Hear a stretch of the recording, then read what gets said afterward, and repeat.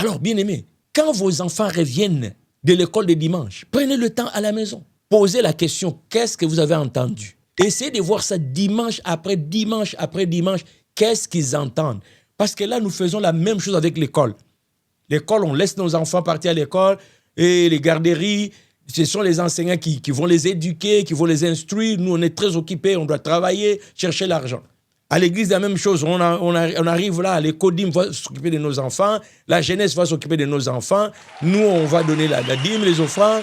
On rentre à la maison, on est content, on était à l'église.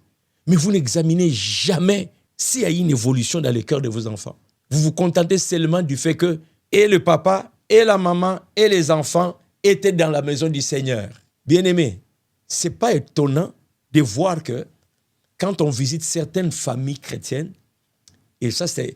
Il y a un pasteur que j'écoutais la semaine passée qui a mentionné ça. Et ce pasteur, il vit dans un autre pays. Je ne le connais pas. Juste une vidéo comme ça. Et je suis tout à fait d'accord avec lui. Il dit il est rare d'entrer dans une famille dite chrétienne et de sentir dans cette famille, il a dit ça en anglais, it's a godly family. It's a godly family. Je ne sais pas si je trouverai le vrai mot en français. Il dit, c'est comme s'il disait... Oui, c'est une famille chrétienne, mais tu entres là-dedans, tu vas vraiment les voir en dehors de l'église. Tu ne sens pas que c'est une famille chrétienne. Et ça, c'est la réalité de beaucoup de couples, de foyers. Les enfants impliqués dans l'équipe des louanges, impliqués dans le protocole, les enfants sont impliqués à l'église, ils sont là. Mais une fois qu'ils ont terminé ces services, il n'y a rien de chrétien en eux. Pourquoi? Pour moi, ça, c'est un signe, ou un des signes, que cette église est dirigée par un aveugle. Il ne sait pas où il va. Puisqu'il ne sait pas où est-ce qu'il va, il ne peut pas enseigner ce que Jésus veut qu'on enseigne. C'est lui qui sait que Jésus veut qu'on fasse de nos enfants, de nos maris, de nos épouses, de nos amis, des disciples. L'enseignement ou les enseignements sont déjà dans la Bible. Il va enseigner la vérité de la parole de Dieu. Il ne va pas venir avec des histoires. Non.